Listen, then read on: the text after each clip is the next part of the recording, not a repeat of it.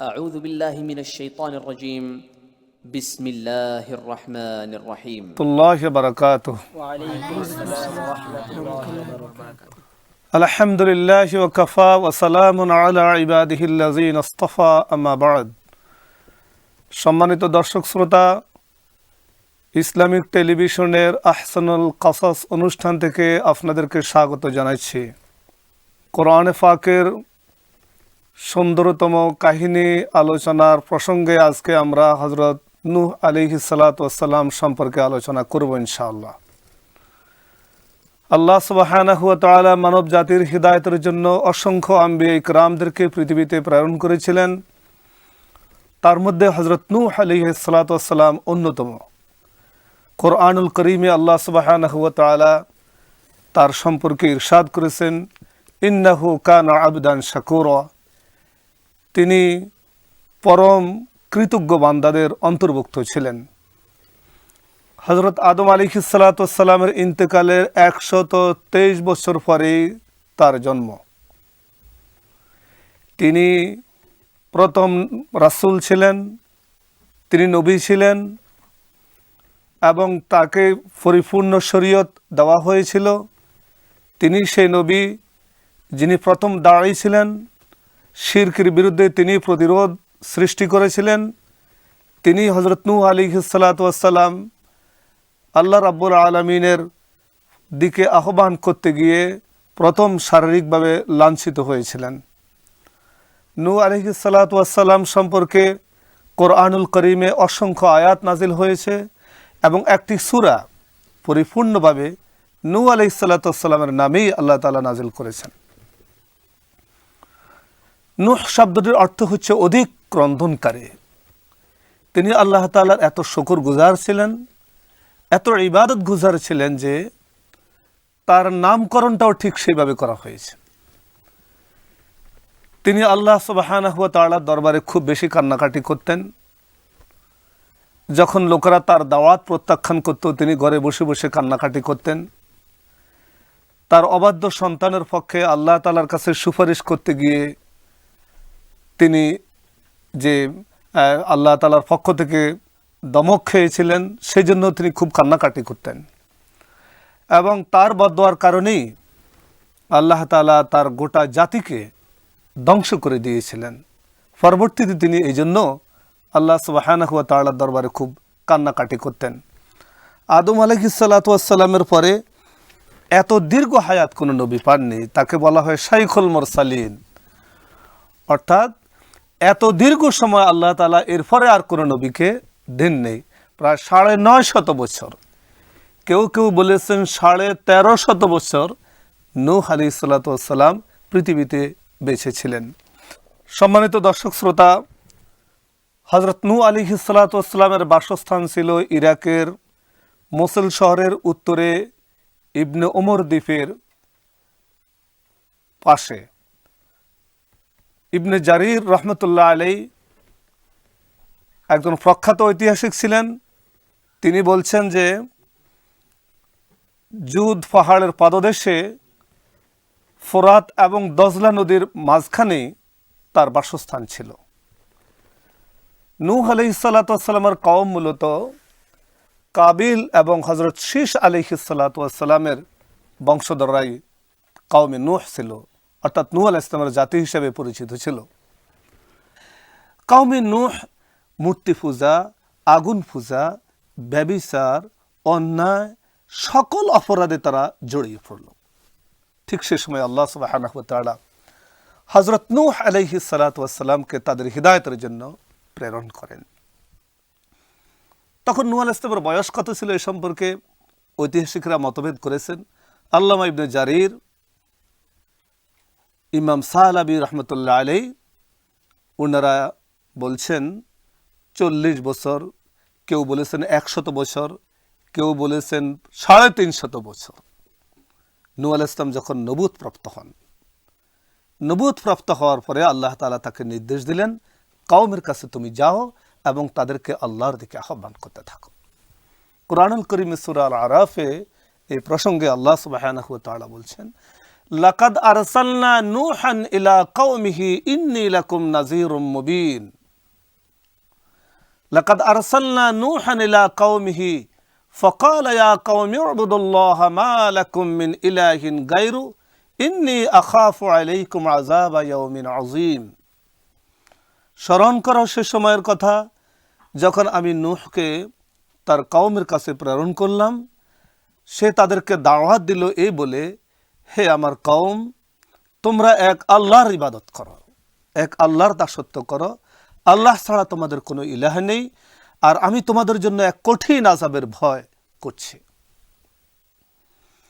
ক্বাল আল মালাউ মিন কওমিহি ইন্না লানারাকা ফী দালালিম মুবিন। সমাজের নেতৃবৃন্দ তাকে বলল, তার দাওয়াতকে এই বলে প্রত্যাখ্যান করলো যে আমরা তো দেখতেছি তুমি নিজেই পথভ্রষ্ট, তুমি নিজেই মিথ্যাবাদী। নাউযুবিল্লাহ মিন যালিক। তিনি তাদেরকে বললেন, হে আমার কওম, আমি মিথ্যাবাদী নই, আমি পথভ্রষ্ট নই, বরং বিশ্বজাহানের প্রভু আল্লাহ রাব্বুল আলামিনের পক্ষ থেকে আমি তোমাদের নিকট রাসূল হিসেবে, নবী হিসেবে প্রেরিত হয়েছি। এখানে একটি বিষয় হচ্ছে যে নবী তাদেরকে কত মমতার সাথে, কত হৃদ্যতার সাথে, কত সহানুভূতির সাথে আল্লাহর দিকে ডাকছেন। ওই আল্লাহর দাসত্ব করো যিনি তোমাদের স্রষ্টা, তোমাদের লালন পালনকারী, তোমাদের সকল প্রয়োজন পূরণকারী, তোমাদের হায়াত এবং মৃত্যুর মালিক, যে আল্লাহর দিকে তোমাদেরকে আবার প্রত্যাবর্তন করতে হবে, যে আল্লাহর দরবারে তোমাদেরকে হিসাব দিতে হবে, যে আল্লাহ তোমাদেরকে অসংখ্য নিয়ামত দিয়েছেন, দেখার জন্য দৃষ্টি শক্তি দিয়েছেন, শোনার জন্য শ্রবণ শক্তি দিয়েছেন, চিন্তার জন্য তিনি বিবেক বুদ্ধি দিয়েছেন, তিনি সূর্যের আলোর ব্যবস্থা করেছেন, চন্দ্রের আলোর ব্যবস্থা করেছেন, পানির ব্যবস্থা করেছেন, বাতাসের ব্যবস্থা করেছেন। ওয়া ইন তাউদ্দু নি'মাতাল্লাহি লা তুহসুহা। এত অনুগ্রহ তোমাদের প্রতি আল্লাহ করেছেন যা তোমরা কখনো গুণে শেষ করতে পারবে না। তাহলে মানুষের উচিত সে আল্লাহর ইবাদত করা, সে আল্লাহর দাসত্ব করা, সে আল্লাহর হুকুম মেনে জীবনযাপন করা, সে আল্লাহর নিষিদ্ধ বিষয় থেকে বেঁচে থাকা। সম্মানিত দর্শক শ্রোতা, এতে মানুষের কল্যাণ, দুনিয়ার শান্তি এবং আখিরাতের মুক্তি নিহিত আল্লাহর দাসত্ব করা এবং না করার উপরে। যদি মানুষ আল্লাহর দাসত্ব করে তো আল্লাহ এই পৃথিবীতেও তাকে ইজ্জত সম্মানকে বৃদ্ধি করবেন, পরকালীন জীবনেও তাকে অনন্তকালের জন্য ক্ষমা করে দিবেন, মাফ করে দিবেন। নূহ আলাইহিস সালাতু ওয়াস সালাম প্রথম রাসূল। তিনি আল্লাহর দিকে মানুষকে দাওয়াত দিলেন, আল্লাহ ছাড়া তোমাদের কোনো ইলাহ নেই, তোমরা মূর্তি পূজা করবে না, প্রতিমা পূজা করবে না, তোমাদের পূর্বপুরুষদের প্রতিকৃতি বানিয়ে তার সামনে মাথা নত করবে না। পৃথিবীতে মূর্তি পূজার মতো এত মূর্খতা, অজ্ঞতা, অযৌক্তিকতা সম্ভবত আর কিছু নেই। নিজেদের হাতে তৈরি করে নিজেদের মাথা তার সামনে নয়ে তাদের দাসত্ব কবুল করার মধ্যে অজ্ঞতা ছাড়া আমরা আর কিছু দেখি না। নূহ আলাইহিস সালাতু ওয়াস সালাম কত আন্তরিকতার সাথে তাদেরকে দাওয়াত দিলেন, আসো তোমরা আল্লাহর দিকে আসো। কিন্তু সমাজের নেতৃবৃন্দ বলল যে না, আমরা তোমাকে মানব না, আমরা তো তোমাকেই দেখছি পথভ্রষ্ট। নাউযুবিল্লাহ মিন যালিক। তিনি তাদেরকে বললেন, হে আমার কওম, আমি পথভ্রষ্ট নই,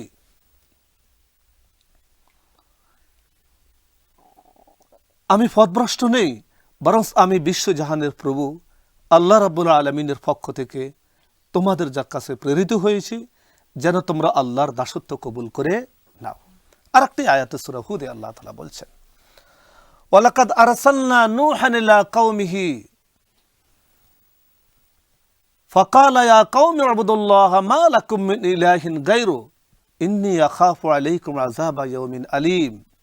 فقال الملأ الذين كفروا من قومه ما نراك إلا بشرا مثلنا وما نراك اتبعك إلا الذين هم আরাযিলুনা বা'দিয়ার রাই ওয়া মা নারা লাকুম আলাইনা মিন ফাদলিন বাল নাযুন্নুকুম কাযিবিন।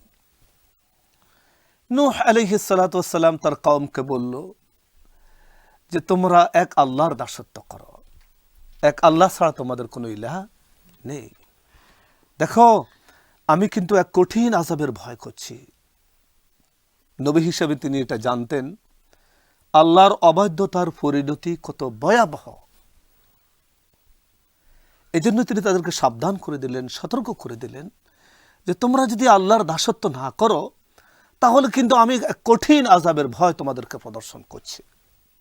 আল্লাহর পক্ষ থেকে একটি বিপদ তোমাদের উপর এসে যাবে। এখানেও সমাজের সেই নেতৃস্থানীয় ব্যক্তিরা বলল, কাল আল মালাউল্লাযীনা কাফারু মিন কওমিহি মা নারাকা ইল্লা বাশারুম মিসলুনা। তারা বলল, নূহ আমরা তো তোমাকে একজন মানুষে দেখছি এবং তোমার উপরে যারা ঈমান এনেছে বা বিশ্বাস স্থাপন করেছে তারা তো আমাদের সমাজের নিম্ন শ্রেণীর লোকেরা, আর আমরা তো বরং দেখছি তোমাদের উপরে আমাদের শ্রেষ্ঠত্ব। বাল নাযুন্নুকুম কাযিবিন, এবং আমরা তোমাকে মিথ্যাবাদী হিসেবে জানি। নাউযুবিল্লাহ মিন যালিক। কয়েকটি অভিযোগ আনলো তারা। একটা বললো যে তুমি তো আমাদের মতোই মানুষ, মানুষ সবাই হতে পারে, কিন্তু আল্লাহ যাকে নবুয়ত দিয়েছেন তিনি আল্লাহ সুবহানাহু ওয়া তাআলার কাছে শ্রেষ্ঠতম ব্যক্তি, তার মর্যাদা সীমাহীন। এবং তারা আরেকটি অভিযোগ আনলো, মারাত্মক অভিযোগ, সেটা হলো যে আমরা তো দেখছি গরিব মানুষেরাই তোমার প্রতি ঈমান আনছে। এর মানে আমাদের মতো যারা খুব উচ্চ শিক্ষিত, আমরা নিজেদেরকে খুব আধুনিক মনে করছি, আমরা নিজেদেরকে আমরা খুব জ্ঞানী ভাবছি, আমরা তো তোমার প্রতি ঈমান আনিনি। এটা ছিল তাদের একটি অহংকার, অহমিকা। বাল নাযুন্নুকুম কাযিবিন, এবং আমরা তো দেখছি তুমি মিথ্যুক ছাড়া আর কিছু নয়। নাউযুবিল্লাহ মিন যালিক। আল্লাহর নবীরা কখনো মিথ্যাবাদী হতে পারে না। এখানে একটি বিষয় হচ্ছে, সমাজে কিন্তু দুই শ্রেণীর মানুষ থাকে। এক শ্রেণীর মানুষ তাদের নেতৃত্ব দেয় তারা, আর এক শ্রেণীর মানুষ নেতাদের আনুগত্য করে জীবনযাপন করে। যারা সাধারণ মানুষ তারা কিন্তু সরল সহজ। খুব দ্রুত হচ্ছে যারা নেতৃত্ব দেয় তারা। সমাজের কায়েমি স্বার্থবাদী গোষ্ঠী নেতৃত্বে যারা থাকে ওরা সবসময় নবীদের কাজের বিরুদ্ধে আচরণ করেছে। এরপরে সম্মানিত দর্শক শ্রোতা, আপনারা যখন আম্বিয়া কিরামদের ঘটনা শুনবেন তো আপনারা এও শুনবেন যে সমাজে প্রত্যেকটি নবীর প্রথমে বিরুদ্ধাচরণ করেছে সমাজের সেসব নেতৃবৃন্দ যারা মানুষের উপরে নিজেদেরকে খোদা বানিয়ে বসেছিল।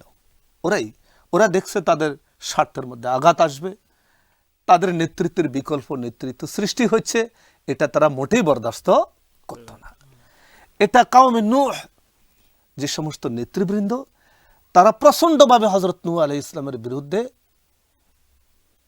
উঠে পড়ে লাগলো এবং শারীরিকভাবে তার উপরে নির্যাতন করতে শুরু করলো। একদিনকার একটি ঘটনা আল্লামা ইবনে জারির তার কিতাবের মধ্যে লিখেছেন, যে ঘটনাটি হযরত নূহ সাংঘাতিকভাবে মর্মাহত হলেন। একজন বৃদ্ধ ব্যক্তি সে তার সন্তানকে নিয়ে আসলো, এসে বলল নূহ আলাইহিস সালামকে দেখাই যে দেখো এই লোকটাকে দেখো, এই লোকটা সবচেয়ে নিকৃষ্টতম বদ্ধ পাগল, এর কথা কখনো শুনবে না। তখন বাচ্চা ছেলেটা বলল, দাও লাঠি দাও আমার হাতে। লাঠিটা নিয়ে এসে হযরত নূহ আলাইহিস সালামের উপরে প্রচণ্ডভাবে আঘাত করলো এবং তিনি রক্তাক্ত হয়ে গেলেন সেখানে। নূহ আলাইহিস সালামের লোকেরা শুধু তাকে অস্বীকার করতো যে তা নয়, তাদের প্রজন্মকেও হযরত নূহর বিরুদ্ধে খেপিয়ে উঠাতো, তাকে মিথ্যাবাদী বলতো, তার সম্পর্কে অশ্রাব্য কথাবার্তা বলে সাধারণ মানুষকে উত্তেজিত করত, যেন প্রজন্মের ভিতরে নূহ আলাইহিস সালামের প্রতি কোনো আকর্ষণ সৃষ্টি না হয়। এই জন্য তারা এমন কোনো কাজ নেই যা করতো না সমাজের মধ্যে। তাদের উদ্দেশ্য ছিল নবীকে সাধারণ মানুষের সামনে হাওয়া প্রতিপন্ন করা। এবং এই বাচ্চা ছেলেটি যখন হযরত নূহর গায়ের উপরে হাত উঠালো এবং প্রচণ্ডভাবে তাকে মারলো, এতে হযরত নূহ এত রক্তাক্ত হলেন এত বেশি তিনি দুঃখ পেলেন, বললেন যে আল্লাহ, তুমি কি তোমার বান্দার অবস্থা দেখছো না? নূহ আলাইহিস সালাতু ওয়াস সালামের উপরে দ্রোহিকভাবে তারা নির্যাতন করলো। একদিন তাকে বেঁধে এত মারপিট করত যে তিনি বেহুশ বেকারার হয়ে যেতেন, এত মারপিট তাকে করত। আর সমাজে যেখানে তিনি যেতেন সেখানে তার বিরুদ্ধে আচরণ করা হতো। তিনি ৯৫০ বছর লোকদেরকে দাওয়াত দিয়ে একটা রিপোর্ট পেশ করছেন, সেটা কোরআন শরীফের সূরা নূহতে আল্লাহ তাআলা ওহী হিসেবে রাসূল সাল্লাল্লাহু আলাইহি ওয়াসাল্লামকে জানিয়েছিলেন। তাও কেন জানিয়েছিলেন? রাসূলকে কেন এটা জানালেন? রাসূল সাল্লাল্লাহু আলাইহি ওয়াসাল্লামও যখন দাওয়াত দিচ্ছিলেন, মক্কার সে মূর্তি পূজারী লোকগুলো রাসূলের দাওয়াতকে প্রত্যাখ্যান করতেছিলেন এবং রাসূলুল্লাহ সাল্লাল্লাহু আলাইহি ওয়াসাল্লামের উপরেও তারা নির্যাতন চালাচ্ছিল। তখন আল্লাহ তাআলা সে হাজার হাজার বছর আগের সে কাহিনী, নূহ আলাইহিস সালাতু ওয়াস সালামের কাহিনী রাসূলকে শোনাই দিলেন এবং বললেন যে, হে নবী, শুধু তোমার উপরে যে জুলুম হচ্ছে তা নয়, আমার নবী নূহের প্রতিও তারা এই ধরনের অবিচার করেছিল। নূহ আলাইহিস সালাম তাদেরকে বলল, অয়া কওমে লা আসআলুকুম আলাইহি মালা, হে আমার কওম, এই যে দাওয়াত তোমাদেরকে দিচ্ছি এর বিনিময়ে আমি তোমাদের কাছে কিছু চাই না। আমি তোমাদের কাছে টাকা পয়সা চাইনি, সম্পদ চাইনি, এগুলো তো আমি আমার আল্লাহর কাছ থেকে নেব। আর শোনো, তারা আরেকটা দাবি করছিল, এটা যে গরিব লোক যারা তোমার কাছে আছে এদেরকে বের করে দাও। নূহ আলাইহিস সালাম বললেন যে এটা তো কখনো হতে পারে না। যে লোকটা সম্পদশালী নয়, শুধু গরিব হওয়ার কারণে সেই লোকটা খারাপ হয়ে যাবে, এটা তো কখনো হতে পারে না। গরিব হওয়ার কারণে যদি আমি তাদেরকে আমার নিকট থেকে উঠিয়ে দিই, তাহলে আমি তো জালিমদের অন্তর্ভুক্ত হয়ে যাব। কোরআনুল কারীমে আল্লাহ রাসূল সাল্লাল্লাহু আলাইহি ওয়াসাল্লামকে এই বিষয়ে একটি সতর্কবাণী করেছিলেন। সালমান ফারসি রাদিয়াল্লাহু তাআলা একজন প্রখ্যাত সাহাবী ছিলেন রাসূল আকরাম সাল্লাল্লাহু আলাইহি ওয়াসাল্লামের। তিনি অত্যন্ত গরিব লোক ছিলেন, ছিঁড়া কাপড় পরতেন, কিন্তু অত্যন্ত বড় বুজুর্গ সাহাবী ছিলেন তিনি রাসূল আকরামের। ওই সাহাবী রাসূলের পাশে বসা, কুরাইশরা এসে বলল, এই লোকটাকে যদি তুমি উঠাই দাও তাহলে আমরা তোমার কাছে বসব। আল্লাহ সুবহানাহু ওয়া তাআলা তখন আয়াত নাযিল করলেন, ওয়ালা তাতরুদিল্লাযিনা ইয়াদউনা রাব্বাহুম বিল গাদাতি ওয়াল আশি ইউরিদুনা ওয়াজহাহু, হে নবী, তুমি ওদেরকে কখনো তোমার কাছ থেকে উঠাবে না। তুমি ওদের হিসাব নেওয়ার কেউ নয়, তারাও তোমার কোনো হিসাব নেওয়ার কেউ নয়। তুমি যদি তাদেরকে উঠিয়ে দাও তাহলে তুমি জালিমদের অন্তর্ভুক্ত হয়ে যাবে। গরিব বলে কোনো মানুষকে অবজ্ঞা করা কোনো মানুষের কাজ নয়। সম্মানিত দর্শক শ্রোতা, এভাবে নূহ আলাইহিস সালাতু ওয়াস সালাম তাদেরকে দাওয়াত দিলেন এবং ৯৫০ বছর দাওয়াত দিয়ে আল্লাহ সুবহানাহু ওয়া তাআলার দরবারে একটি রিপোর্ট পেশ করলেন। কালা রাব্বি ইন্নী দাউতু কওমি লাইলান ওয়া নাহারা ফালাম ইয়াজিদহুম দুআই ইল্লা ফিরারা। বলছেন, হে আমার রব, আমার প্রভু, এদেরকে আমি দিনে ডেকেছি, রাত্রেও ডেকেছি, প্রকাশ্যভাবে ডেকেছি, গোপনে ডেকেছি, অর্থাৎ সার্বক্ষণিক আমি তাদেরকে তোমার দিকে ডেকেছি, বলেছি তোমরা আল্লাহর কাছে ক্ষমা প্রার্থনা করো। হে আমার রব, আমি তাদেরকে যত তোমার দিকে ডেকেছি তত তারা আমার থেকে দূরে সরে গিয়েছে, তত তারা আমার থেকে দূরে সরে। শুধু তাই নয়, ওয়াস্তাগসাউ সিয়াবাহুম ওয়াসাররু ওয়াস্তাকবারু ইস্তিকবারা। নূহ আলাইহিস সালাম যখন তাদেরকে আল্লাহর কথা বলতেন তখন তারা কানের মধ্যে আঙ্গুল ঠেসে দিত, যেন নূহ আলাইহিস সালামের আওয়াজ তাদের কানে না পৌঁছে। নূহ আলাইহিস সালামকে যখন দেখত তখন কাপড় দিয়ে তারা তাদের চেহারা মুখমণ্ডলকে আবৃত করে নিত। মুফাসসিরিন কিরাম লিখেছেন, দুইটি কারণে তারা তাদের মুখমণ্ডলকে আবৃত করত। একটি কারণ ছিল, নূহ আলাইহিস সালাম দেখলে হয়তো চিনতেন অমুকের পুত্র অমুক, হে তুমি আসো। তিনি আসলে তাকে দাঁড়িয়ে আল্লাহর যেটা সিফাত, সেটা হচ্ছে তাকে আল্লাহর কথা বলতে শুরু করতেন। তো নূহ আলাইহিস সালাম যেন চিনতে না পারে এই জন্য মুখ ডেকে রাখতেন। অথবা নূহ আলাইহিস সালামের প্রতি এত ক্ষুব্ধ ছিল তারা, হযরত নূহের প্রতি সমাজের নেতারা সাধারণ মানুষকে এত ভীতশ্রদ্ধ করেছিল যে নূহ আলাইহিস সালামের চেহারা দেখতেও তারা রাজি ছিল না। হযরত নূহ আলাইহিস সালাতু ওয়াস সালাম ৯৫০ বছর তার জাতিকে আল্লাহর দিকে আহ্বান করেছিলেন।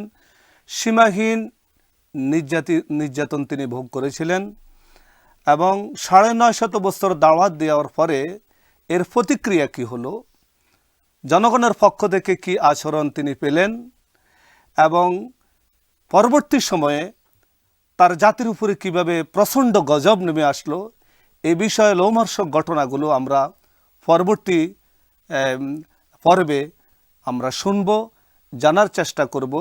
আপাতত এখানেই শেষ করছি। আসসালামু আলাইকুম ওয়া রাহমাতুল্লাহি ওয়া বারাকাতুহু। বিসমিল্লাহির রহমানির রহিম।